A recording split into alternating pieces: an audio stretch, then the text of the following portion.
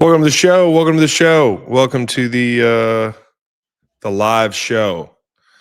I got to be honest, today was a little hectic, football wire to wire, and I got some tape to watch tonight. But to give you what I did see, I saw the international game right off the bat. I thought that was a big, big win for the Colts. Like in a spot that we said coming in would probably be a little bit muddy for them. That's a few good quarterbacks this year that you've seen Jeff Ulbricht's group kind of confuse. You get them in a third and longer, tough group to pick up those chunks against. I don't think either team connected on a third down until probably the fourth quarter. Was it like the fourth quarter, fourth fucking quarter? That was crazy. But yet that game was a dead over. That was crazy because the run game really for both teams at times was pretty damn good.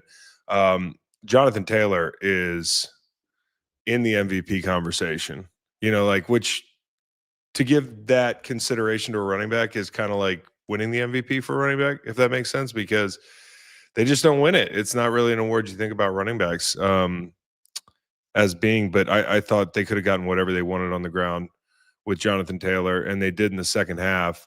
That 83-yard touchdown run, it encapsulates why he's so valuable.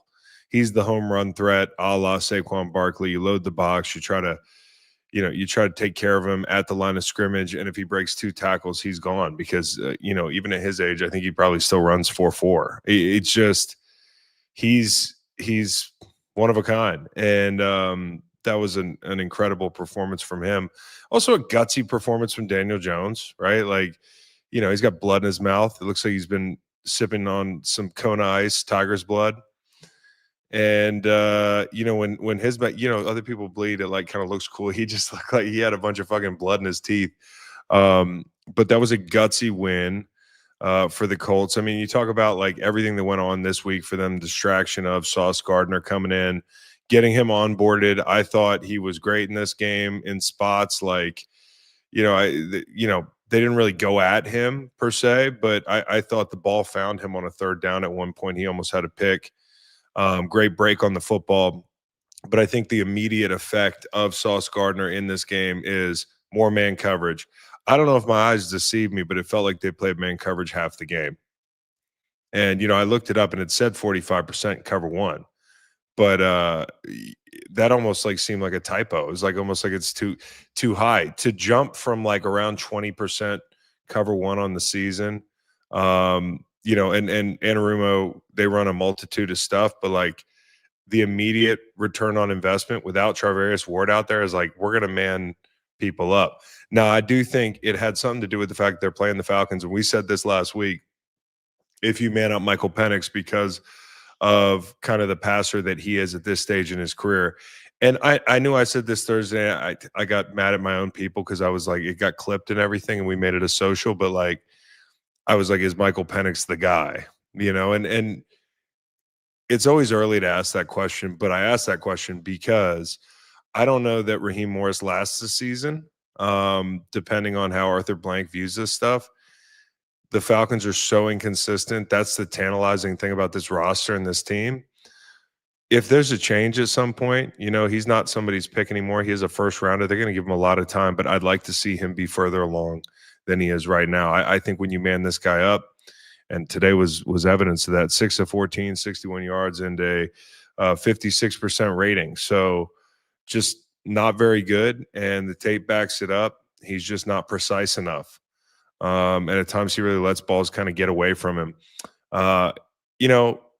Listen, Colts had a lot of mishaps offensively, let this team hang around in the game. That's 2 weeks in a row that the Colts have been kind of sloppy, but they found a way to win it. The return game was big for them. They had a couple big kick returns. Josh Downs fielding a shorter punt was big. I mean, like little things like that, they found ways to win, even when the offense was sloppy, when they got into plus territory in the red zone and that sort of thing, fumbled the football, all that stuff. Fourth down conversions were difficult for them. So hats off to Jeff Ulbrich, who's, honestly having a pretty damn good year considering, it's not a star-studded group up front. I think the rookies are playing pretty well. I think Walker's playing pretty well. He's come a long way from preseason.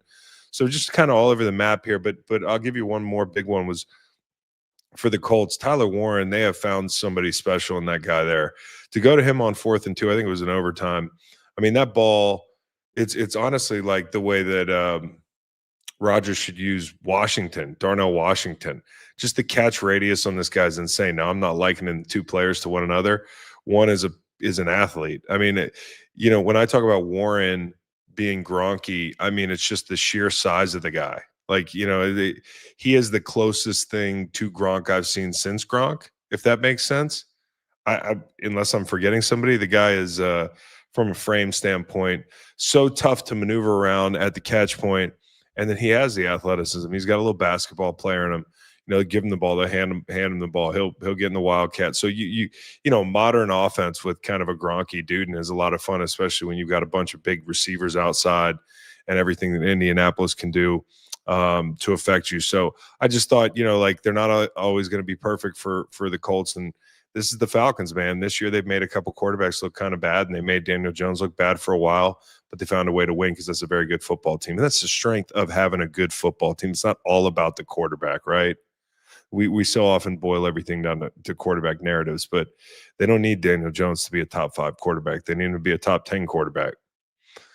Fringe top 10 will do with this group. So another guy I want to shout out, Zaire Franklin. He was fantastic in overtime. Made 2 big plays, made a big play, I think, on first down, forcing getting in on a TFL, and then third down, making a big hit in the backfield, bringing pressure. And so, just a team effort for the Indianapolis Colts. And that's a big win going to Germany and having to hit the curveball, find themselves in a dogfight early with the Falcons. So that was a fun game. Fun game in the morning. One of the most fun games of the day in a slate that was otherwise pretty shitty. We'll get to the best game of the day, which is going to be Tampa Bay and New England in a second. But I wanted to hit you on Baltimore, Minnesota. This is one I felt like I was seeing this week, and it kind of worked out that way. I thought this was a game where Baltimore, there's no need to overthink it. They're playing a lot better than they were before the bye, especially defensively. They're a little bit stouter of a unit in general, but moving Kyle Hamilton into the box and letting him play football has been a lot of fun to watch. You saw him today adding on certain pressures. I think on third down, one of the bigger third downs of the game, he beats Mason inside and gets a piece of the ball. I mean, he's just everywhere. And Gilman makes a play on Justin Jefferson's hands in the end zone. Justin Jefferson, by the way, very frustrated in this game. I don't blame him. He just can't quite find a quarterback that he likes catching the ball from. And so far, JJ has been an upgrade, but I just don't think he's quite there yet. And the Ravens' defensive backs today were all over Justin Jefferson. Naylor had a big day, but I thought, Awuzie made some plays on Jefferson. It wasn't like it was always doubles. They just played him. They played him tight, and so. I thought this was a big win on the road for the Baltimore Ravens, playing a team that last week in the Vikings was just hot, man. They just knocked off Detroit, who went, and it was a bloodbath in Washington up there. Where Dan Campbell actually, by the way, called the plays today. Unless I'm being punked, I saw him in the post-game presser talking about, hey, we tried something different today. There were some rumblings that he called the plays, so we'll see what that yields. But you see a crack in the door when it comes to the bullies on the block in the NFC North. And then this week you meet a whole different bully, which is the Ravens. And I thought the Ravens showed a lot of maturity offensively this week. They were conservative at times. Brian Flores is going to bring blitz. He's going to bring extra rushers. Early on, it was early downs, mixed in a couple third downs where they'd mug up and then bail out and play coverage behind it. And then the pressure came, and the pressure came, and the pressure came. I thought Todd Monken did a great job in the third quarter and into the second half of taking what they were given, the Ravens offensively, and Lamar just being cool and calm back there. I mean, there's a lot of bodies back there, a lot of traffic. A lot of the plays that they hit on today were underneath things that you had to, runs after catch, like Zay Flowers, a little check down, a little dart out on the perimeter versus pressure, stuff like that. I thought the late leak in the high red to tight end to get him down in the low red was big. 3rd and 1, you had the toss to Lamar where you put a big guy under center, and then toss the ball to Lamar Jackson. Creativity, quarterback sweep down in the red zone, right? Following it up with the same look down there in the low red, and then passing the ball out of it. So I just thought Todd Monken had a very good day. And to be honest, I thought Zach Orr had a pretty good day. So, and that's a big check in the win column for the Ravens, because not only are you surging to get back into this division, and I believe they're going to win it. Hopefully the Chargers help them out tonight. Need the Chargers to help your boy Chase Long out tonight. But I also think it's a good thing for the coaching staff, right? They've been kind of under scrutiny. And yes, it's about players making plays. It's about moving Kyle Hamilton in the right spot. It's about getting guys back. And there's things that the coaching staff has bungled, like not playing Keaton Mitchell for like the first 4 or 5 games of the season. He looks like an immediate kind of impact player for them. I mean, why wouldn't he?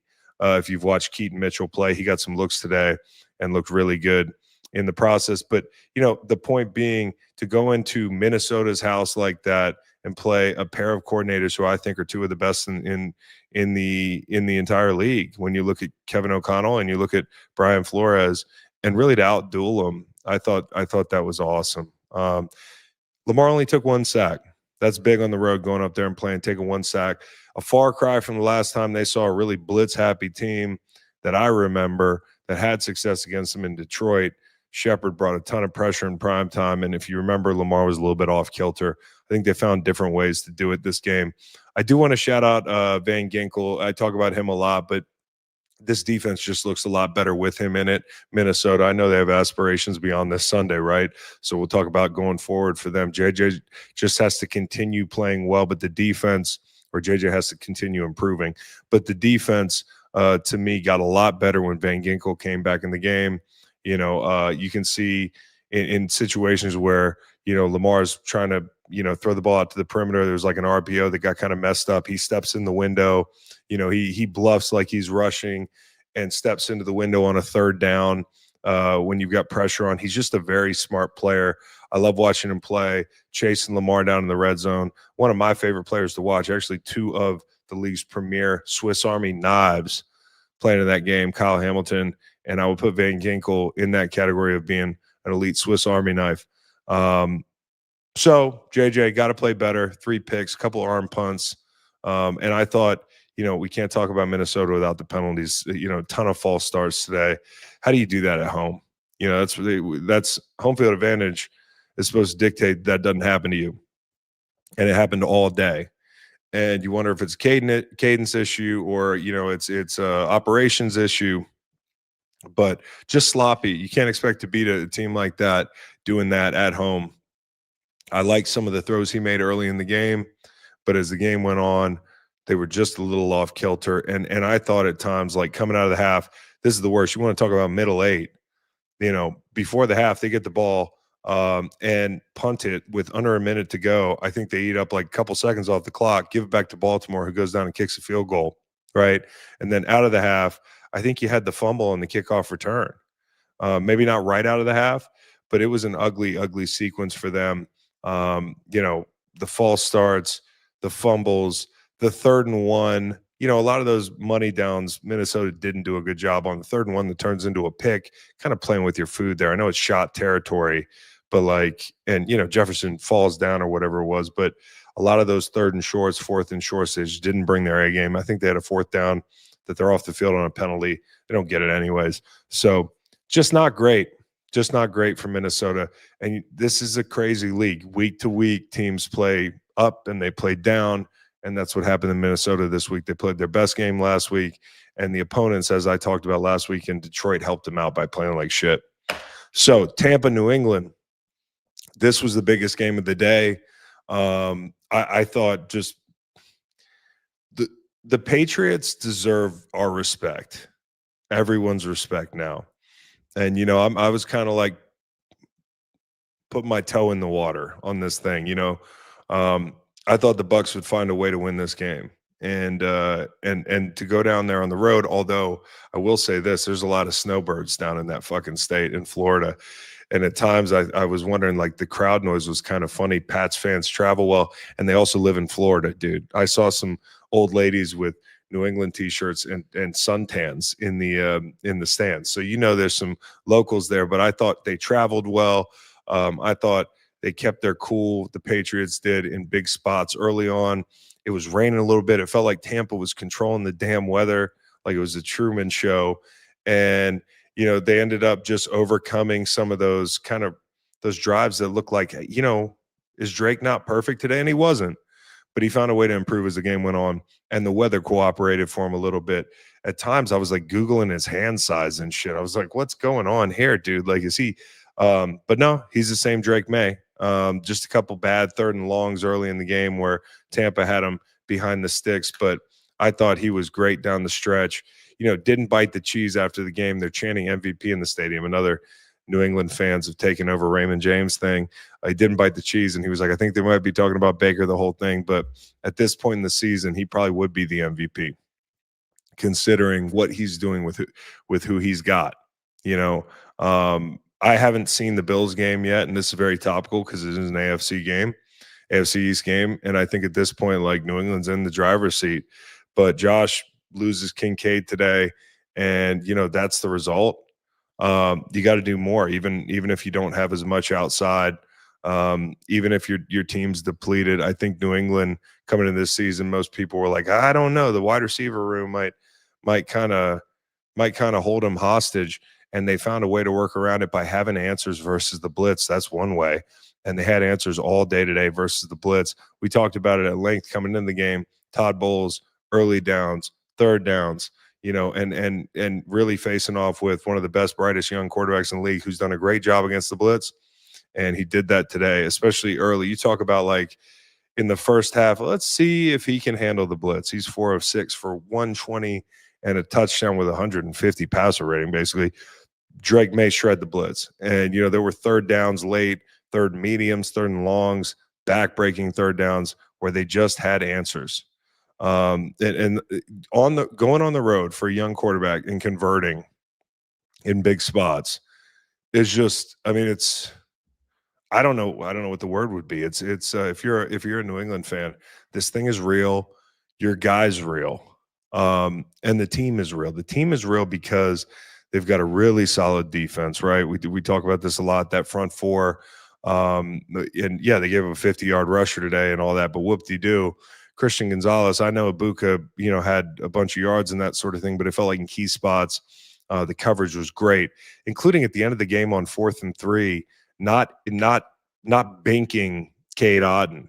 I forget who that was. It was Gonzalez and Woodson. And they found a way not to be penalized on what was like a blow-up hit, and you had to separate Otton from the ball, and they kind of sandwiched him, but they found a way not to commit a penalty. And it's a little thing, but I'm watching this young team kind of grow up, and they play like adults because of their coaches. Look no further than the end of the half, the Mike Vrabel gamesmanship. Sure, you do reduce the chances of getting a touchdown by 25%, but he runs the clock down to nothing and ensures that Tampa's not going to get the ball back and sneak a score in before the half. And the stones to do that, we'd all be second guessing them if they don't make the play. It comes down to 4th down, and you're trusting your acquisition this offseason, Stephon Diggs. That's what Stephon Diggs wants. Put the ball in my fucking hand with the game on the line. Put the ball in my hand in the biggest spots in the game. And he did. Little short motion. They get the switch. He's got outside leverage. They throw the fade. Just a thing of beauty, and executed perfectly. And you talk about the middle 8, like coming out of the half and knocking that big run down, like knocking that big run off. You talk about your rookies, man. Holy shit, there's some speed on the field with the New England Patriots. We talked a lot about the receivers maybe not being blazing fast, but this could signal a little bit of a shift for them. And I know Henderson's kind of, the injuries to Stevenson and the fumbles at times, but like it's felt like they've been resistant to give him a heavy workload. I know he's not a great pass protector. I'd have to look back and see how he protected today against the blitz, but I thought the explosives make this a little bit more terrifying. When you play the Patriots and this kid's on the field, he's the type of guy, hey, 32's on the field, and you talk about the double team that Moses and those guys on the right side set for him on that long run out of the half. That's a thing of beauty. And then Tonga on the toss, that's the backbreaker there. That game, they might have to give the ball back to the Bucs, who do a great job in those spots. But, to be able to throw another explosive run up there and ice the game, and to be fast enough running 21.22 or 21 point. I'll never be that fast, so I don't know what the difference between 22 miles an hour and 21 is, but it was like 21.78 miles per hour. And this guy's galloping down the sideline, and he has time to slow down and look at the sidelines and be like, should I get down? By the way, yes, you should get down. That turned out to be a great hands team situation by Diggs at the end of the game. But just wild, man. Like, wild to think that this team, who had some injuries and had to turn to rookies, seems to have gotten better. Like the Kyle Williams thing, that's an early down again. Here it is. Bowles is going to bring pressure. They do a great job of it on early downs. They missed the pass rush that they have with Hassan Reddick on the field for sure. They missed Cansey, who's long gone now at this point. They didn't make a move at the deadline. The Bucs just can't quite get pressure, and they didn't get pressure today on that long play to Kyle Williams. There's 7 guys in at the line of scrimmage, and so one guy has to win.